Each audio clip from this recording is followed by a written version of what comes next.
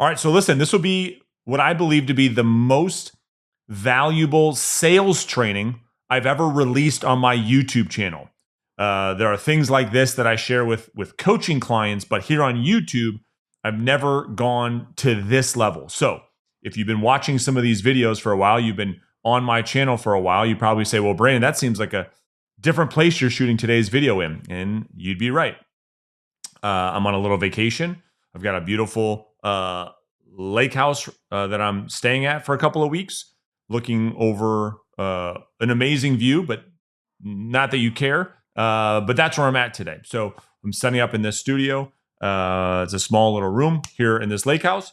And I'm going to bring to you again what I believe to be the most valuable sales training for you, real estate agents, that I have ever posted on YouTube ever.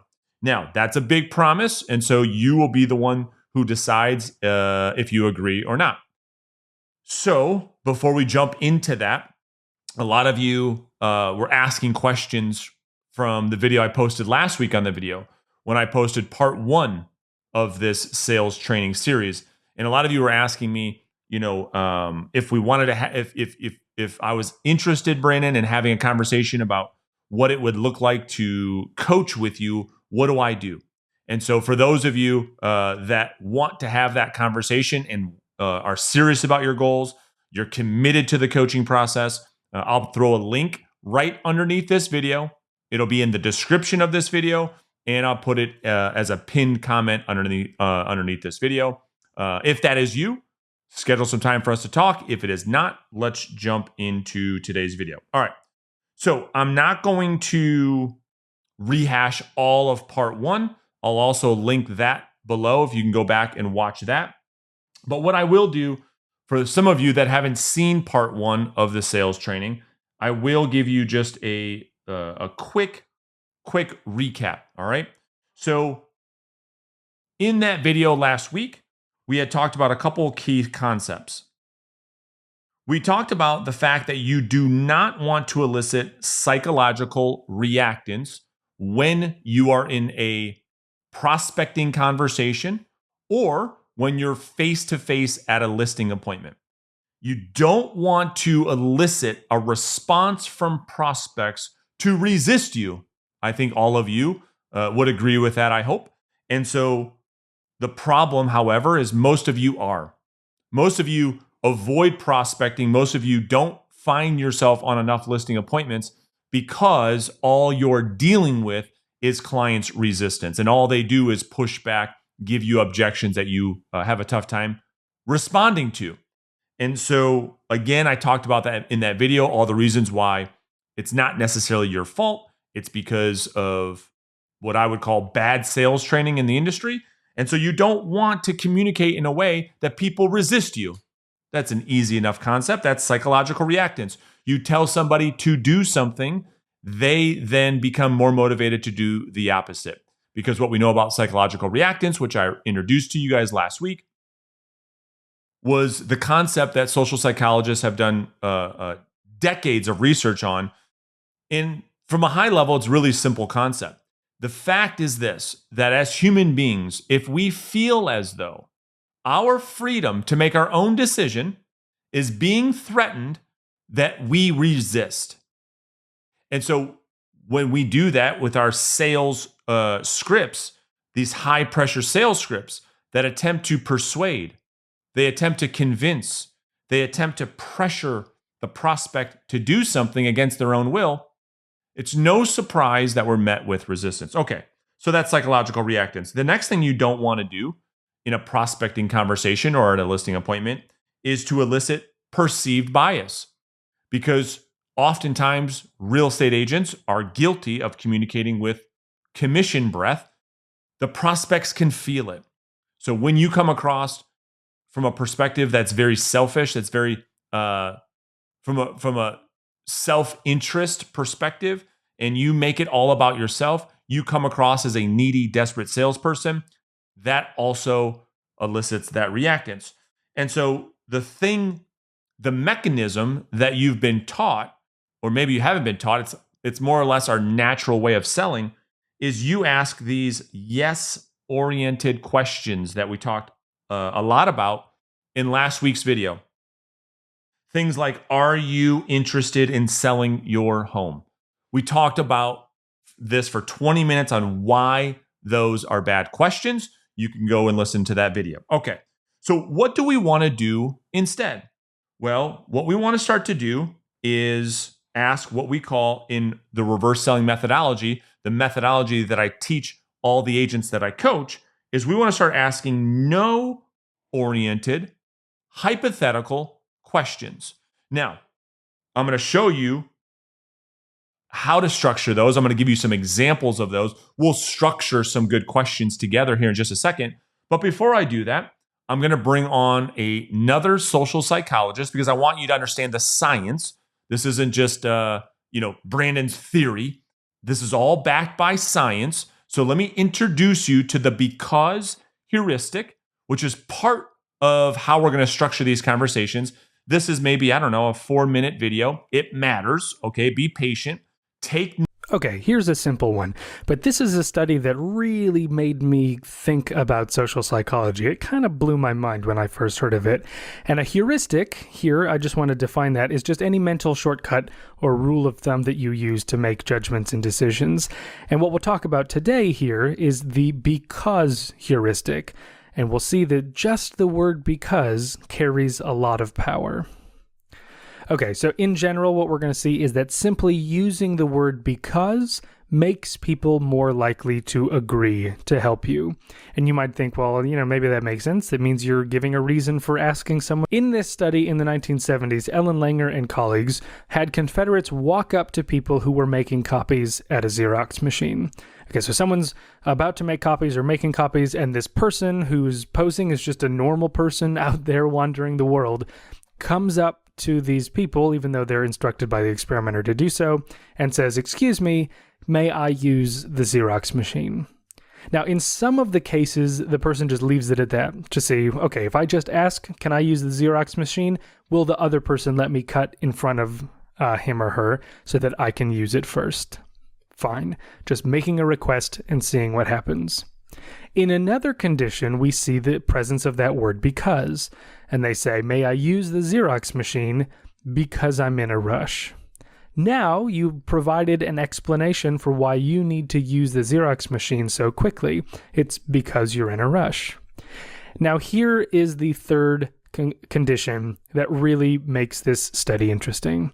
Because a third of the time, the Confederate comes up to someone making copies and says, "Excuse me, may I use the Xerox machine because I need to make some copies." This shouldn't be a compelling reason to say, "Oh, of course, come right ahead, do your business before me. Oh, you need to make copies. I had no idea. Please, come forward." It's a totally meaningless reason. It's a reason to use the Xerox machine, but it's not compelling. It's not a very strong argument in favor of using the machine. So the question is, how do those three forms of the request affect how likely a person is to say, "Sure, come right ahead and use the machine in front of me"? Well, when the request was just a simple request, when people just said, "Hey, can I use the Xerox machine?" about 60% of the time, the other person would say, "Fine, go right ahead." That's actually kind of surprising to me that many people would just totally comply with that request. But the point is, a little over half the people find that strong enough to say, "Fine, you can go use the copier in front of me." As you might expect, when they say, "Can I use it because I'm in a rush?" now you've given a reason. I understand why you need to use it now. Now the rate goes up to 94%. Under those conditions, almost everyone says, "Yeah, sure. In this case, it's only a few papers that the other person needs to copy." And so they go, "Yeah, whatever. You can go ahead and cut in front of me." Now here's the thing that blew my mind when I first heard about this study. In the condition where someone says, "Because I need to make some copies," as the reason for asking to use the Xerox machine first, you might expect this to be less compelling than "because I'm in a rush," but it was effectively no different than giving an actual reason to have to use the copier. When you say, "Can I use the copy machine because I have to make some copies?" you are more likely to get the person to say yes than if you had just asked if you could use the Xerox machine. And you don't really get any benefit of giving an actual reason. So what we see here is that just having that word because in the request affects your rates of compliance dramatically. Now, this is a really surprising finding, I have to say. And you might say, well, this was the 1970s. Culture was different back then. Maybe people just weren't paying any attention ever. However, I recently learned of a replication of this study from 2009, published in 2009, where they did basically exactly the same thing to a T that Langer and colleagues did in the 70s. And the question is, does it still happen? Does making that because I need to make some copies continue to have an effect that's greater than simply making the request? And the similarity here is amazing. This is almost identical rates of compliance as the Langer study in the 70s. When it was just a question of can I use the copy machine, about 60% of the people said fine. When you had a real legitimate reason to use the copy machine, about 90% of the people said fine. And if all you added to your request was a redundant statement that you need to make some... All right, now, so I just want to introduce you to that concept, and so you understand what the because heuristic is, so that when we start to talk about that later in the training, you're not like scratching your head saying, well, what in the world are you talking about? Okay. Now, we are not making copies, right? We are, most of the time we're prospecting over the telephone, more times than not, calling people that we do not know. And our ask is much bigger than can I make a copy because of X, Y, and Z. We're asking people to meet with us so that we can win their business, get their property on the market, list their house, and make a move. So that ask is a lot more than can I just make my copies before you. So we did our own study. So check this out, and I'll share this with you. So when we looked at phone calls where prospects had clear motivation to sell their home. All right. So they had clear motivation.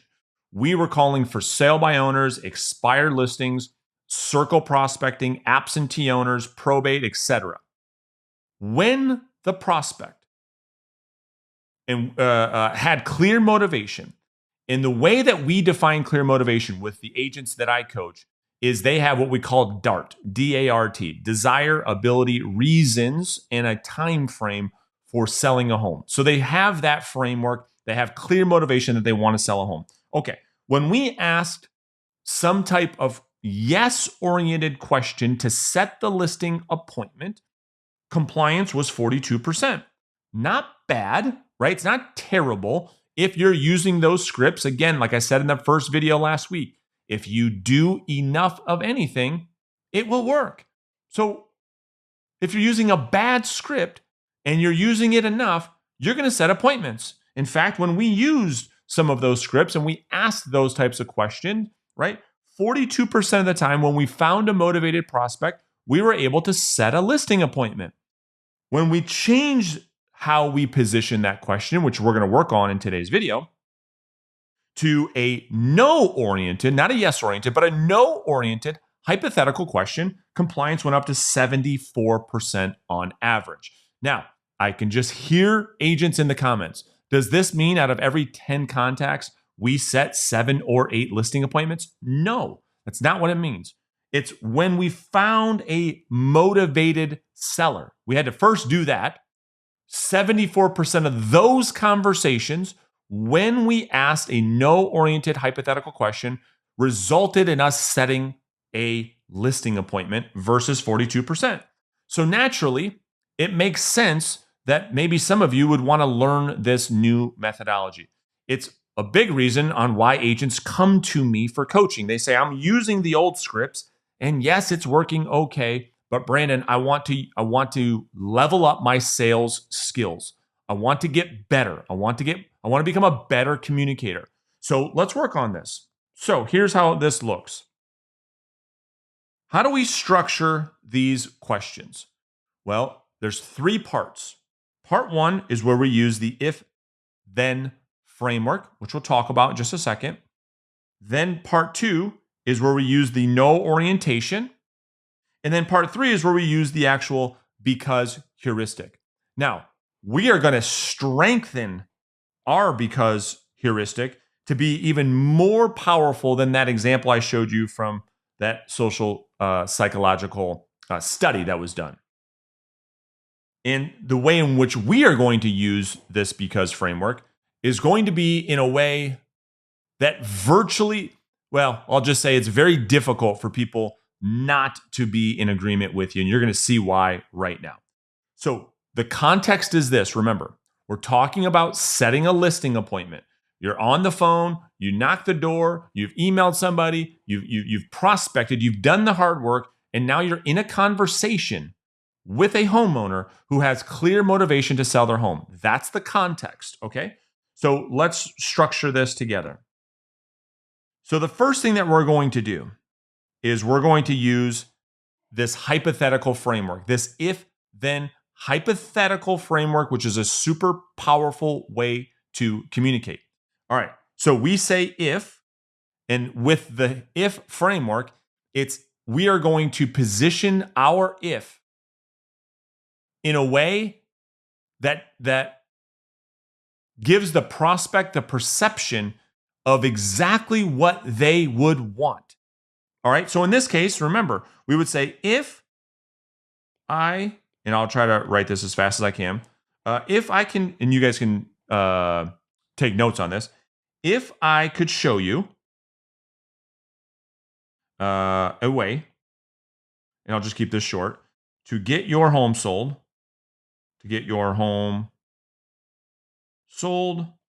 and we'll just say, if I could show you a way to get your home sold and net you the money you need, bottom line, and this is just an example, right? So the if here is an example of a potential desired outcome for a seller that we're talking about. If I could show you a way to get your home sold and net you the money you need, bottom line, then, there's our then, the way we're going to ask the question has to be with a no orientation. We can't use a yes orientation.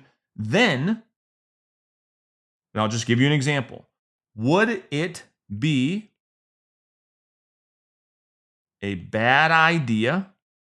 There's the no orientation. Would it be a bad idea? I'll give you a bunch of examples. Would it be a bad idea? Would you be against? Would you be opposed to? Would it be ridiculous?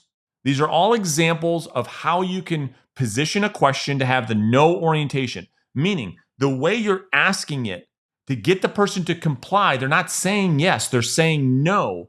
It would not be a bad idea. No, I wouldn't be against this. No, I wouldn't be opposed to this. No, that's actually not ridiculous at all. That's exactly what I want. So when we talk about no orientation, that is what we're talking about. So then would it be a bad idea for you to invite me over? And it's always invite, right? It's never meet. It's never set an appointment. It's none of that. It's none of that crap.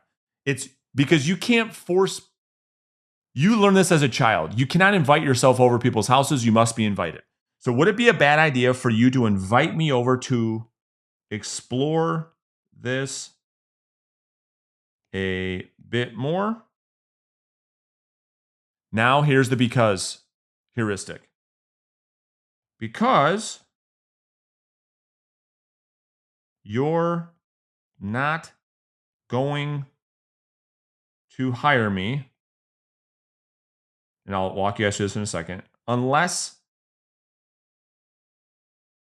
you felt 100% confident I was the best agent. I'm trying to write fast for you guys. Best agent for the job. Right? Okay. So I'll break this down. Okay. So here, now we have the whole thing written out. This is just an example. This is why I don't love scripts per se. you can, now that you know the framework, you can come up with your own words. I'm just giving you an example. So I'll highlight this in 3 different ways.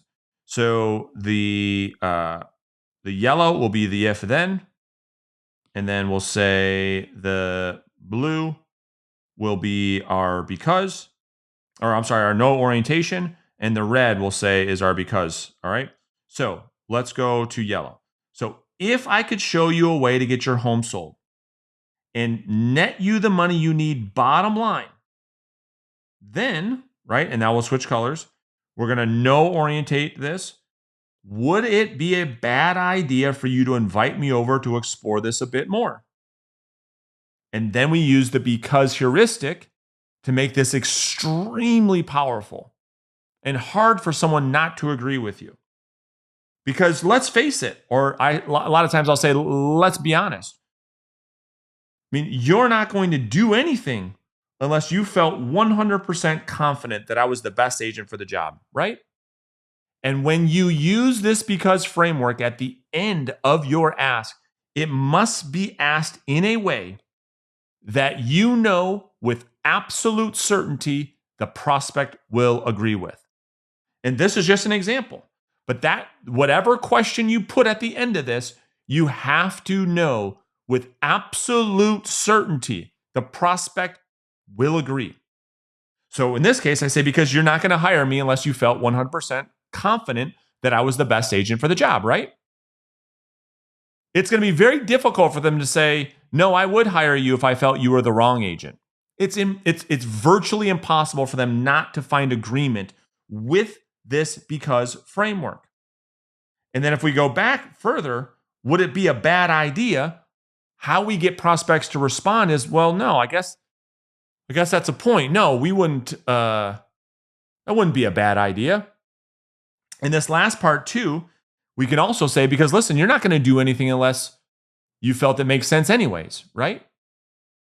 We want the prospect to feel as though they are in control.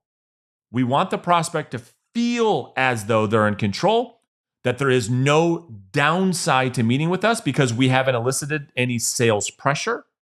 There's been no perceived bias. We're limiting the psychological reactance because we want there to be no threat for them to meet with us. We've put them in control on purpose. At least that's the perception.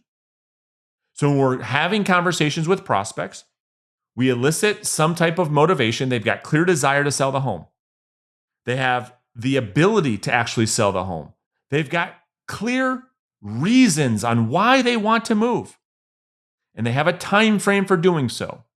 Use this framework. Say something like, Mr. and Mrs. Prospect, can I make a recommendation? Sure. Listen, if we were to get together and I could show you how I can actually get your property sold, then would you be totally against the idea of inviting me over to explore this a bit more? Because let's face it, you're not going to do anything unless you felt 100% confident it was the right move for you and your family. Am I right? And when you do this, and you've got to deliver it, it's all about the delivery. It's not what you say, it's how you say it. You guys all know that. When you can deliver that the right way, it's not just my belief. I've seen this with over 6,000 agents I've worked with. You will start to set more appointments. You will start to get less resistance, less objections, and ultimately you will start to take more listings. My last question for you guys is, would you be totally against the idea of leaving me a comment below and letting me know your biggest takeaway?